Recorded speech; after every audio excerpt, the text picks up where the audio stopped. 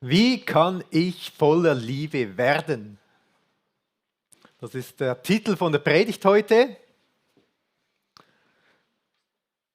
Ich denke, einige freuen sich und haben so diesen Wunsch, ja, mehr Liebe, das ist super. Andere denken vielleicht, oh, was soll ich jetzt heute damit anfangen? Wir gehen mal auf eine Entdeckungsreise zusammen. Es geht natürlich in den Bibeltext, den wir lesen heute, um Liebe. Liebe ist ja ein sehr allgegenwärtiges Thema. Irgendwie wünschen oder sehen wir uns überall immer wieder nach Liebe, nach Aufmerksamkeit, nach Anerkennung, nach Wahrnehmung, wahrgenommen zu werden, lieben andere. Viele haben heute Morgen andere geliebt mit einem guten Morgenwort, mit einer Umarmung, wie auch immer. Da sagt einmal ein Mann zu seiner Frau: Liebst du mich auch noch, wenn ich mal Runzeln habe und einen Bierranzen? Sagt die Frau: Aber Schatz, das tue ich doch jetzt schon. In dieser kurzen Anekdote hat es einen Kern drin, oder? Geliebt zu werden, auch mit Runzeln und Ecken und Kanten. So etwas, was wir vielleicht uns wünschen im Herzen. Und manchmal denken wir auch so, ja, diese Liebe, man redet immer so groß davon, aber gibt es denn so diese richtig gute, diese wahre Liebe, gibt es die überhaupt? Dazu auch eine kleine Anekdote. Da hat einmal ein Vater seine Tochter gefragt: Was wünschst du dir? Und die Tochter hat gesagt: Ich wünsche mir ein Einhorn. Und der Vater sagte: Ja, bitte etwas Realistisches. Sagt die Tochter: Ich wünsche mir wahre Liebe. Dann sagt der Vater: Welche Farbe soll das Einhorn haben? Wir wollen jetzt aber heute ja wirklich ein bisschen forschen nach dieser wahren Liebe, oder? Nach dieser Liebe von Gott. Wenn die Bibel ja von Liebe spricht, dann hat sie verschiedene Begriffe, um das zu erklären. Dann meint es auch verschiedene Dinge. Es gibt im Neuen Testament, im Altkirchen, diese Philia, diese freundschaftliche Liebe, so die zwischen guten Freunden ist. Dann gibt es die Eros, so die erotische Liebe. Dann gibt es aber auch die Agape, diese hingegebene, hingebungsvolle Liebe. Und wenn die Bibel von Liebe spricht, von der Liebe von Gott, dann spricht sie meistens von dieser hingebungsvollen Liebe, eine Liebe, die sich dem anderen verschenkt. Etwas Wunderschönes. Ich habe da manchmal so diese Szenen von der Hochzeit im Kopf. Da sind ein Mann und eine Frau, die heiraten zusammen und die versprechen sich Liebe, oder? Und das meistens beinhaltet das alle diese Dinge. Man denkt, man will ein Leben lang miteinander die besten Freunde sein, aber auch Eros darf ja da auch eine Rolle spielen. Und dann sagt man, in guten wie in schlechten Zeiten will ich dich lieben. Oder? Das ist so die hingebungsvolle Liebe, wenn es mal gut läuft. Aber auch wenn es schlecht läuft, auch dann. Da können wir uns gut vorstellen, was das so bedeutet. Und jetzt sagt uns Jesus ganz interessant im Johannes 15, in diesem Abschnitt, wo wir drin sind am Lesen: Wie mich mein Vater liebt, so liebe ich euch. Bleibt in meiner Liebe. Jesus will uns lieben und uns auffordern, in seiner Liebe zu bleiben. Und im ersten Moment klingt das ja super cool. Yeah, Gott, Jesus lädt mich ein in seine Liebe und da soll ich auch bleiben. Im zweiten Moment merken wir aber manchmal auch, dass das gar nicht so einfach ist, dass das auch etwas Schwieriges ist, oder? Wie geht dann das ganz praktisch? Wie soll das funktionieren? Und wieso spricht Jesus, bleibt in meiner Liebe? Gibt es denn auch eine andere Liebe, wo wir drin bleiben können? Und wir beginnen so zu überlegen und denken, ja, ganz oft gibt es ja wie eine Liebe zur Welt, sage ich mal als Gegensatz. Eine Liebe zu den weltlichen Dingen und dass wir uns manchmal so hingezogen fühlen und in diesen Dingen bleiben, statt in der Liebe von Jesus. Also so mit einer Liebe zu weltlichen Dingen meine ich so Sachen wie, dass wir eine Liebe haben zu unserem Besitz, zu unserem Wohlstand, zu allem, was wir haben, uns kaufen können die ganze Zeit, oder? Das wächst uns manchmal schon auch ein bisschen ans Herzen. Und ich kenne Leute, die haben manchmal vielleicht so eine Art Liebesloch und die füllen das mit Einkaufen. Kennt ihr auch? Ich kenne auch Leute, die füllen so ihr Liebesloch damit, dass sie eine gute Schokolade essen. Das mache ich zum Beispiel manchmal. Manchmal gibt es so weltliche Dinge, wo wir merken, unser Liebesloch, das beginnen wir mit diesen Dingen zu füllen oder versuchen irgendwie zu füllen. Mit den wohlverdienten Ferien. mit den Beziehungen, oder? Beziehungen. Mein Partner, meine Familie, meine Freunde, meine Kleingruppe, die müssen mein Liebesloch stopfen. Oder andere ganz viele irdische Dinge gibt es. Aber Jesus lädt uns ein in seine Liebe, im Gegensatz zur Liebe zu anderen Dingen oder zu weltlichen Sachen. Und wenn wir das so überlegen, dann können wir sagen, das ist eigentlich das Ziel oder der Wunsch, den Gott hat für uns Menschen, so wie er uns geschaffen hat, dass wir in seiner Liebe sind, mit ihm in Liebe verbunden, statt mit irdischen, vergänglichen, weltlichen Sachen. Und das ist ganz interessant, weil wenn die Bibel auch von Sünde spricht, davon von Gott getrennt zu sein, dann geht es eigentlich darum, dass wir unser Ziel verfehlt haben, statt in der Liebe Gottes zu sein, in der Liebe zu weltlichen Dingen zum Beispiel. Jetzt können wir uns ja fragen, wie kommen wir in diese Liebe von Jesus hinein? Und Jesus spricht ja unglaublich viel über diese Liebe. Wir merken, eigentlich sind wir als Menschen doch gar nicht würdig, in dieser göttlichen Liebe so drin zu sein, oder? Und dann merken wir können gar nicht in die göttliche Liebe reinkommen. Das geht gar nicht, das können wir gar nicht machen. Aber Jesus, er ist ja zu uns gekommen. Er hat seine Liebe zu uns gebracht und er lädt uns ein. Er ruft uns zu sich und er hat alles aus dem Weg geräumt, was im Weg steht, um in seine Liebe hineinkommen zu können. Zum Glück ist Jesus gekommen und ist am Kreuz gestorben, um uns würdig zu machen, in diese Liebe hineinzukommen. Jesus sagt, so sehr hat Gott die Welt geliebt, dass er seinen einzigen Sohn gab. Und Jesus ist gekommen, er ist am Kreuz gestorben, damit wir das ewige Leben haben können, in diese Liebe hineinkommen können. Also vielleicht ist es heute auch einfach eine Einladung an dich, zu Jesus zu kommen, dieses Liebesgeschenk, diese Vergebung anzunehmen und zu Jesus in diese Liebesbeziehung hineinzukommen, zu sagen, ich will nicht an irdischen Dingen mein Herz aufhängen, sondern diesem ewigen Jesus, an dieser ewigen Liebe. Und das ist auch mein Wunsch für die Predigt heute, wenn wir jetzt den ganzen Text über diese Liebe lesen. Jesus hat ja sein innerstes Herz mitgeteilt seinen Jüngern in diesem Moment. Wir sind mitten in den Abschiedsreden von Jesus. Im Johannes 13 ist es losgegangen, hat er gesagt zu den Jüngern, ich liebe euch bis ans Ende und hat ihnen dann die wertvollsten Dinge mitgegeben, hat ihnen zuerst die Füße gewaschen. Eine Liebestat, oder? Er hat ihnen die wichtigsten Dinge gesagt, die er auf dem Herzen hatte, so, um in Liebe ihnen weiterzugeben. Er hat über den Heiligen Geist gesprochen, in Johannes 14. Und dann Johannes 15 hat er gesagt, ich bin der Weinstock, ihr seid die Reben, bleibt in mir verbunden. Und dann hat er ihnen ganz viel über die Liebe auch gesagt. Das lesen wir zusammen und ich wünsche mir, oder wir beten auch dafür, dass Gott seine Liebe heute mehr und tiefer zeigt, damit wir ein Stück mehr davon begreifen können. Und dafür möchte ich jetzt gleich beten. Danke, Jesus, für diesen Text, den du uns gibst über die Liebe. Manchmal klingt das alles so irgendwie so harmonisch und fromm und abgehoben. Aber darum soll es heute nicht gehen, sondern wir wollen dich, Jesus, einladen, dass du unsere Augen, unsere Herzen öffnest, dass wir mehr von deiner Liebe verstehen dürfen. Und ich lade dich ein, Jesus, dass du einfach hier wirkst, durch deinen Heiligen Geist, deine göttliche Liebe ausgießt unter uns. Vielleicht wissen wir das gar nicht, aber das ist das, was wir im Kern brauchen als Menschen. Zu wissen, dass wir geliebt und angenommen sind von dir. Und du hattest das auf dem Herzen, Jesus, um es deinen Jüngern weiterzugeben. Und so laden wir dich ein, auch heute das an uns weiterzugeben. Amen. Lesen wir zusammen diesen Text, Johannes 15, Verse 9 bis 17. Ihr könnt gerne mitlesen in der Bibel. Ich habe es auch hier vorne. Lasst einfach diese Worte mal auf euch wirken, vielleicht im Hinterkopf. Vorher spricht Jesus über diesen Weinstock, über diese Rebe, das Verbundensein mit ihm. Und jetzt geht es weiter.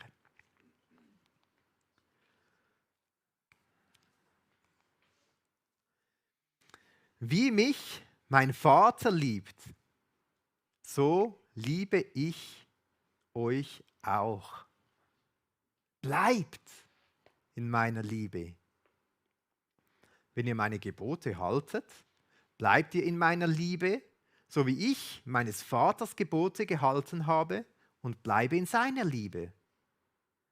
Das habe ich euch gesagt, auf dass meine Freude in euch sei und eure Freude vollkommen werde. Das ist mein Gebot, dass ihr euch untereinander liebt, wie ich euch liebe. Niemand hat größere Liebe als die, dass er sein Leben lässt für seine Freunde. Ihr seid meine Freunde, wenn ihr tut, was ich euch gebiete. Ich nenne euch hinfort nicht Knechte, denn der Knecht weiß nicht, was sein Herr tut. Euch aber habe ich Freunde genannt. Denn alles, was ich von meinem Vater gehört habe, habe ich euch kundgetan. Nicht ihr habt mich erwählt, sondern ich habe euch erwählt und bestimmt, dass ihr hingeht und Frucht bringt und eure Frucht bleibt, auf das, worum ihr den Vater bittet in meinem Namen, er es euch gebe. Das gebiete ich euch, dass ihr euch untereinander liebt.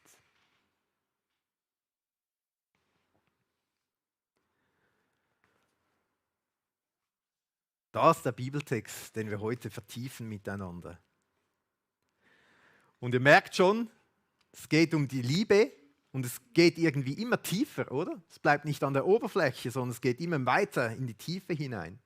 Und es ist interessant, wo es beginnt. Jesus sagt, wie mich der Vater liebt. Also es beginnt eigentlich an einer Stelle, wo Jesus etwas über sich selbst offenbart. Er sagt, zwischen dem Vater und mir ist eine Liebe. Und wenn wir in der Bibel lesen, dann merken wir, Gott offenbart sich als ein Gott der Liebe.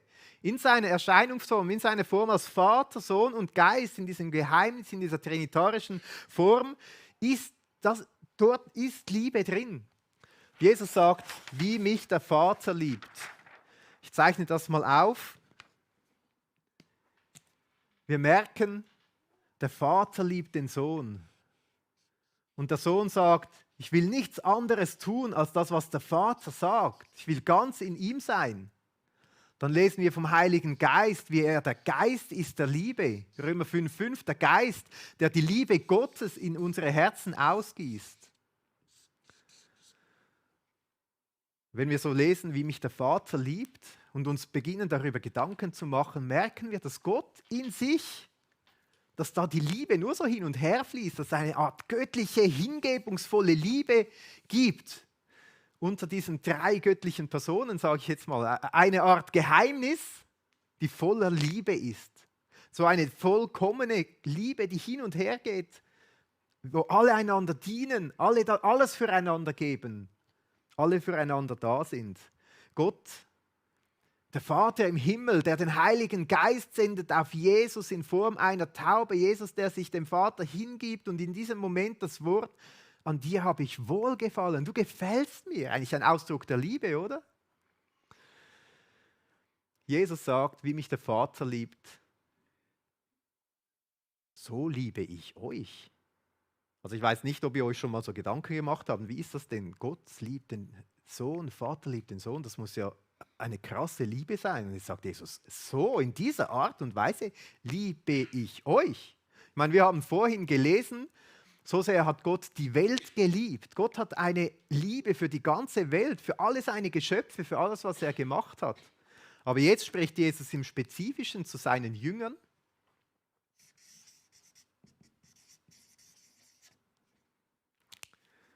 Und er sagt, in genau der gleichen Weise, wie mich der Vater liebt, so liebe ich euch. Und bleibt ihr auch in meiner Liebe.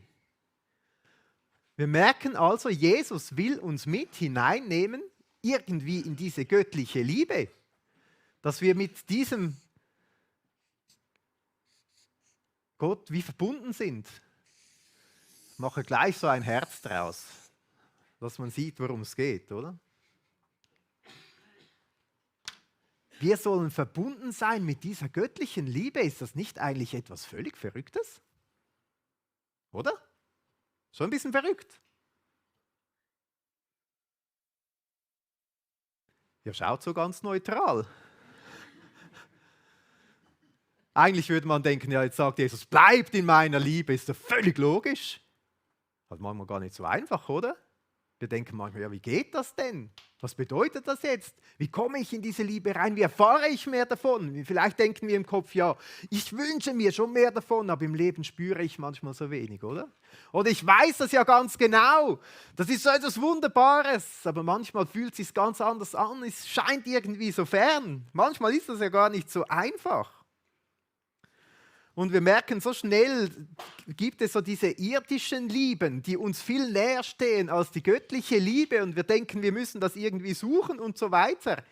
Aber wir merken auch, das ist eigentlich der Wunsch, der ja Jesus die ganze Zeit hat. Wir haben gelesen, Johannes 15, Traube, Weinstock und so weiter. Und Jesus sagt, bleibt in mir und ich in euch. Und ich sage mir immer diesen Spruch, ich hänge mich an Jesus dran, ich vertraue ihm alles an.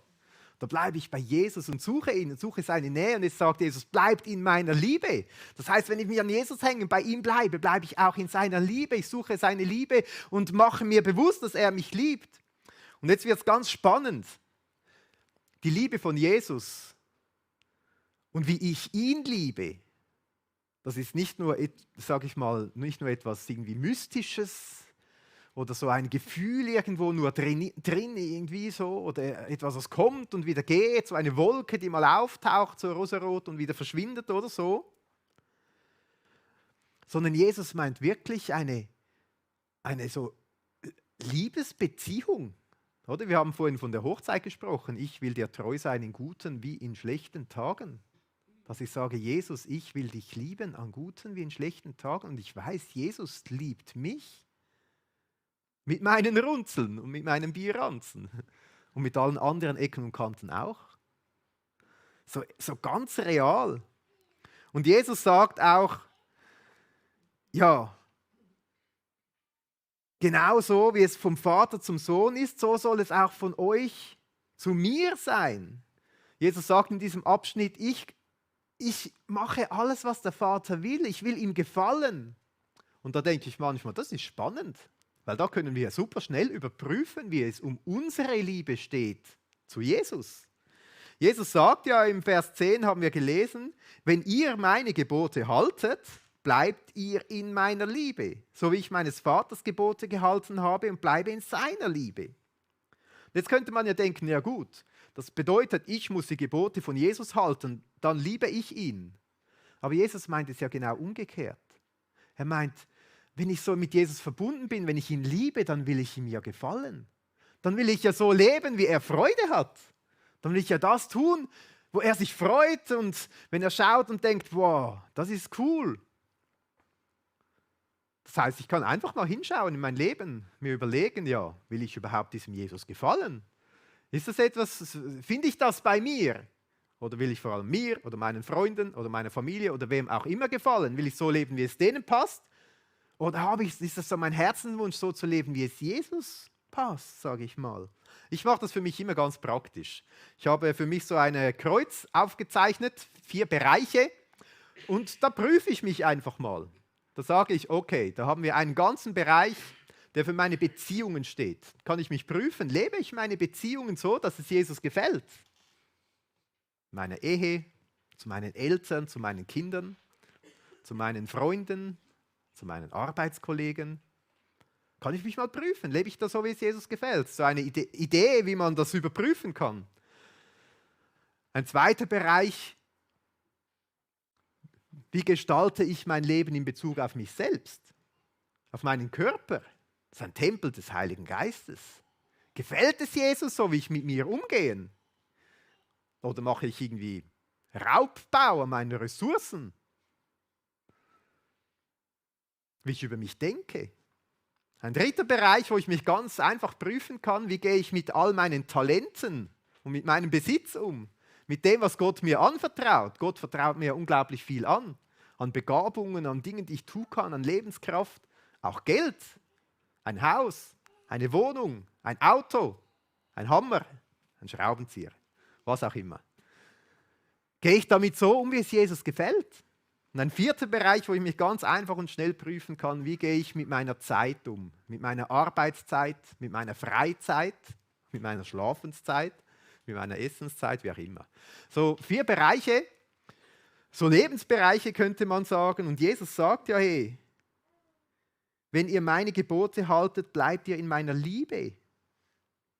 Können wir mal schauen, lebe ich in allen Bereichen irgendwie so, wie es Jesus gefällt? Suche ich ihn? Das bringt ja zum Ausdruck, dass ich ihn liebe, dass ich ihm gefallen will. Oder auf der anderen Seite merke ich ja sehr schnell, okay, da gibt es ja sicher auch Dinge, also wenn wir ehrlich sind, hat jetzt jeder ist mit etwas in den Sinn gekommen, wo er nicht so nach Jesus fragt oder vielleicht eine eigene Idee hat und sie merkt, oh, das könnte Jesus nicht so gefallen. Und da kann ich jetzt dir sagen, okay, aber Jesus, ich liebe dich so fest, ich will das ändern. Ich will das anders machen. Hilf mir dabei. Aber vielleicht bist du auch hier und sagst, ja, ich merke da schon, das gefällt Jesus nicht so. Aber eigentlich ist mir egal. Ich will das so lassen. Ich will, dass es so bleibt. Ich will das nicht ändern. Manchmal denken wir, so die christliche Religion, da geht es darum, dass wir die Gebote von Gott halten müssen. Aber ich will euch heute gar nicht dazu überreden, diese Gebote von Gott halten zu müssen. Ich will euch viel mehr dazu gewinnen, wenn ihr merkt, eigentlich ist es euch egal, ob euer Leben Jesus gefällt oder nicht, dass ihr überlegt, ist es mit meiner Liebe zu Jesus? Und dann Jesus suchen und Jesus tiefer kennenlernen. Ich habe für mich selber gemerkt, das ist so ein Schlüssel. Je mehr ich Jesus kenne, desto mehr wächst meine Liebe zu ihm, weil ich merke, was er eigentlich getan hat, wie unglaublich er mich liebt. Es ist nicht nur ein Steckbrief von einer Person weit weg, sondern jemand, der mir so nahe ist. Also ich will euch ermutigen, nicht versuchen, euch zu prüfen und dann mit Kraft der Gottes Gebote zu tun oder so, sondern die Liebe von Jesus zu suchen. Vielleicht eine Stunde lang darüber meditieren, was Jesus getan hat am Kreuz, was das ganz persönlich bedeutet. Ich habe gemerkt, mir hat es extrem die Liebe zu Jesus geweckt, dass ich mal an einem Stück alle Evangelien durchgelesen habe. Und es kam mir so richtig vor Augen, wer eigentlich Jesus ist. Das hat meinem Herz so gut getan. Jesus zu suchen, seine Liebe zu suchen. Ich habe ein spannendes Zitat gefunden von Spurgeon, einem Erweckungsprediger. Er bringt das wunderbar auf den Punkt. Er sagt, als ich Gott noch als Tyrannen betrachtete, hielt ich meine Sünde für eine Bagatelle.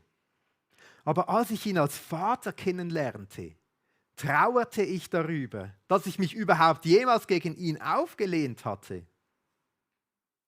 Wenn ich das Gefühl hatte, Gott und sein Gesetz sei hart, da fand ich es einfach zu sündigen. Aber wenn ich vor Augen hatte, wie freundlich, gütig und überfließend barmherzig Gott ist, da schlug ich mir an die Brust und dachte, wie konnte ich nur jemals gegen den rebellieren, der mich so sehr geliebt hat und mein Bestes will? Das ist unglaublich tief. Ich lese es gleich nochmal. Als ich Gott noch als Tyrannen betrachtete, hielt ich meine Sünde für eine Bagatelle.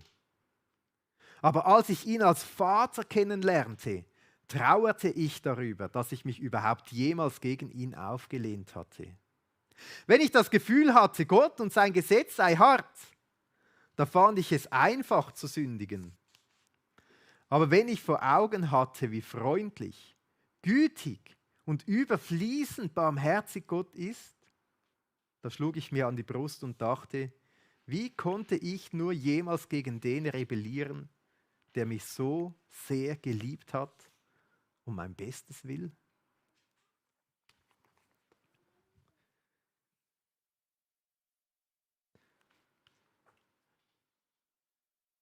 Bleibt in mir und meine Liebe in euch. Wenn ihr meine Gebote haltet, interessant, es ist eine Einladung, Jesus besser kennenzulernen, ihn mehr zu lieben und zu suchen und nichts anderes mehr zu wünschen. Und das passiert etwas ganz Spannendes. Plötzlich merke ich, dass ja die Gebote von Jesus mega cool sind, dass die super funktionieren, dass er wirklich das Beste für mich will, dass es meinem eigenen Leben gut tut, dass es nicht irgendwie etwas ist, das kostet mich unglaublich viel, aber schadet mir oder ist langweilig, doof und blöd, sondern es ist der beste Lebensstil, den es überhaupt gibt. Kann ich richtig aufblühen darin. Etwas richtig Cooles. Und dann lese ich so von Jesus, wie er selber sagt, Meine eigene Nahrung ist, dass ich den Willen dessen tue, der mich gesandt hat. Und das Werk vollende, das er mir aufgetragen hat. Johannes 4,34. Also Jesus sagt, wenn ich so lebe, wie es Gott gefällt, das ist wie Nahrung für mich. Das macht mich satt. Da geht es mir wohl und macht mich glücklich. Das macht mir Freude. Und das ist ja logisch, oder? Wenn wir voll in der Liebe bei Jesus sind und so unterwegs sind, dann macht das auch Freude. Jesus sagt ja dann, das habe ich euch gesagt, auf dass meine Freude in euch sei und eure Freude vollkommen werde. Das ist spannend, oder? Wenn ich nach den Geboten von Jesus lebe, wir können es auch ganz einfach herunterbrechen. Was ist das wichtigste Gebot, das Jesus uns gegeben hat? Was würdet ihr sagen? Ja, ein bisschen lauter bitte. Das wichtigste Gebot, das Jesus gesagt hat. Zu lieben. Wer zu lieben? Jemand macht so, Gott, und deinen Nächsten wie dich selbst. Ja, spannend. Gott, Nächsten wie dich selbst. Auch fast trinitarisch.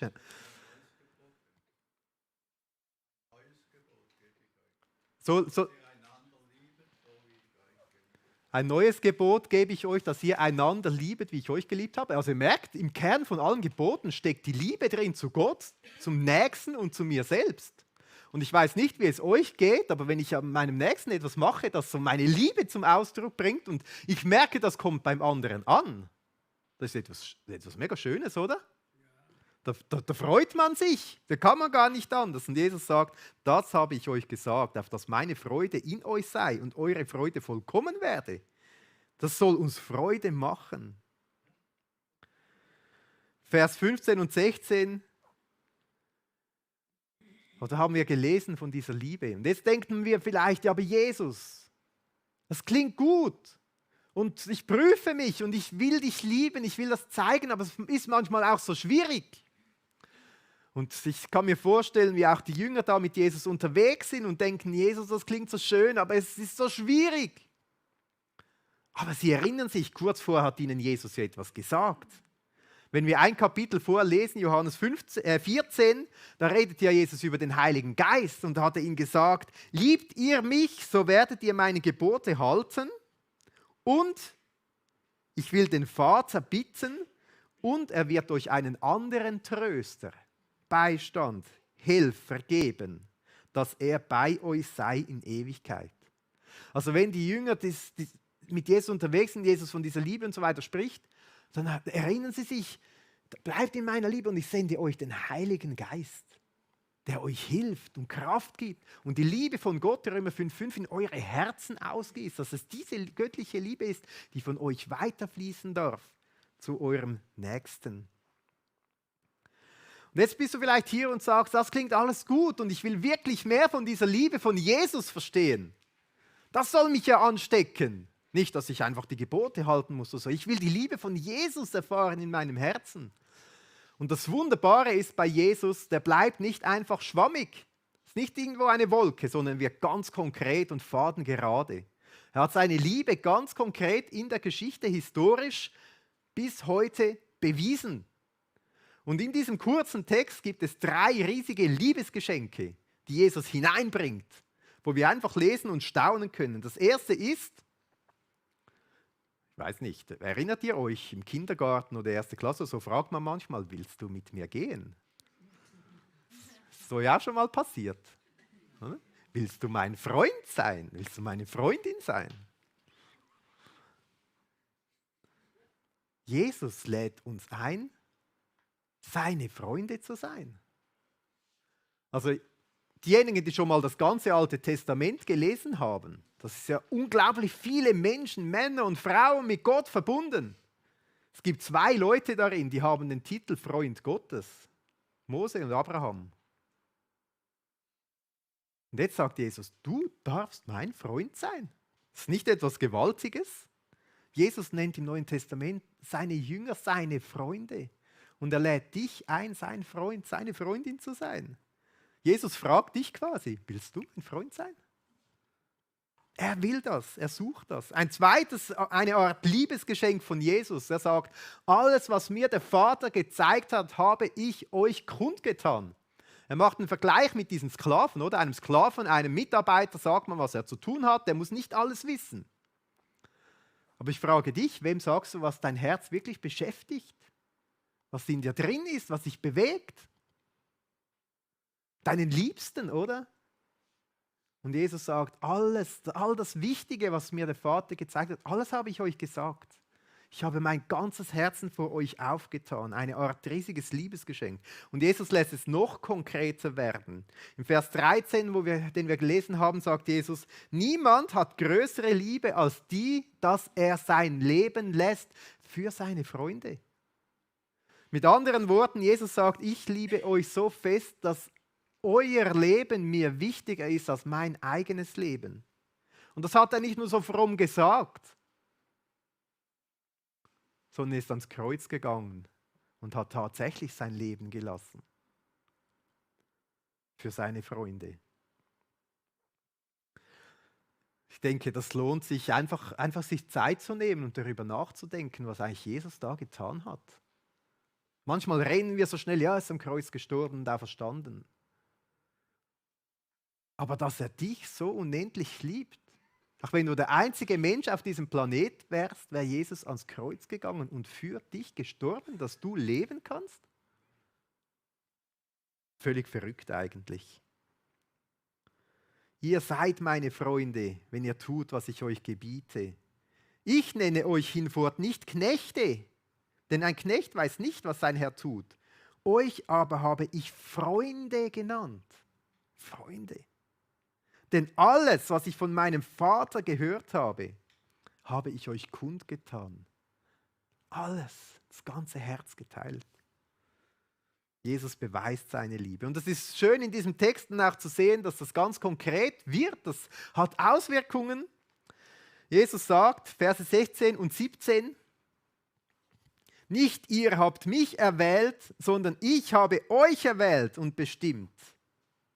Nicht wir gehen in die Liebe von Gott hinein, sondern Jesus ist zu uns gekommen. Er hat uns gerufen und zieht uns in seine Liebe hinein.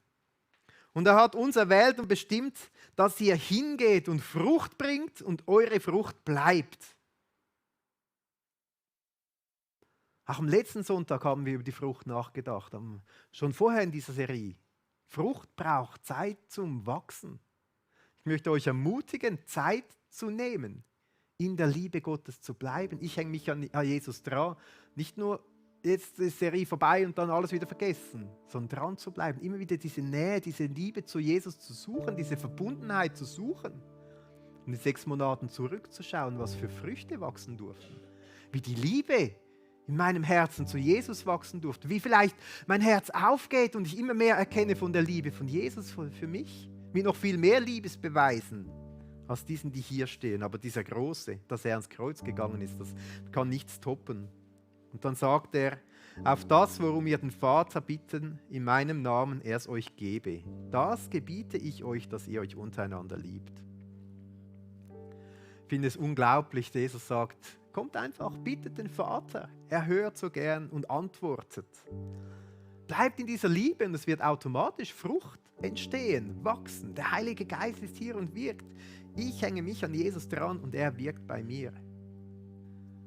Ich bleibe bei ihm. Und wenn ich merke, es geht gar nicht, es ist zu schwierig für mich, ich will irgendwie, dann bitte ich um den Heiligen Geist, dass er mir hilft und Kraft gibt. Den Beistand, den Tröster, den Helfer. Dass ich merke, es muss ja gar nicht, ich muss es machen. Ich darf einfach mein Herz auftun, seine Nähe suchen, mich an ihm orientieren, ihm nachgehen, seine Liebe suchen. Jesus sagt, wie mich der Vater liebt, so liebe ich euch. Gehen wir ins Gebet. Jesus, du sagst in deinem Wort, in deiner Bibel,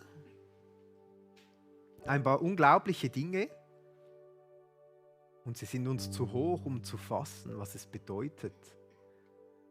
Wie der Vater dich liebt, Jesus, so liebst du uns. In dieser unendlichen, vollkommenen Liebe. Bedingungslos. hingebungsvoll. So liebst du uns. Und manchmal sind uns so diese irdischen Dinge, die wir lieben, so nahe. Aber was wir in unserem Herzen brauchen, ist deine Liebe, Jesus. Und du sagst in deinem Wort, Römer 5,5, dass deine göttliche Liebe durch deinen Geist in unsere Herzen eingegossen ist. Und das bitte ich dich, Vater im Himmel, komme jetzt du mit deinem Geist und gieße deine göttliche Liebe in unser Herzen aus. Dass wir mehr verstehen können, wie sehr du uns liebst. Dass du dein Leben gegeben hast für uns. Wie können wir das jemals fassen, du als Gott? Dass du uns deine Freunde nennst. Dass du uns deine innersten Gedanken weitergibst, uns alles sagst, was du vom Vater hast. Wir Menschen mit unserem begrenzten Verstand, du willst uns in diese göttliche Liebe und die göttliche Erkenntnis mit hineinnehmen. Jesus, zeige uns mehr davon. Zeige uns mehr von dieser göttlichen Liebe, die du hast für uns.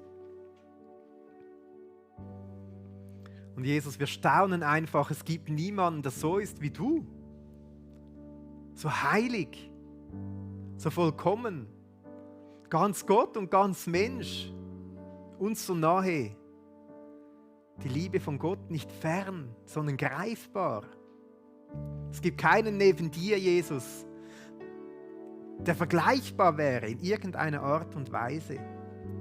Und wir bitten dich, Jesus, öffne du unsere Augen immer mehr dafür, wer du bist, und lass uns staunen, wer du bist.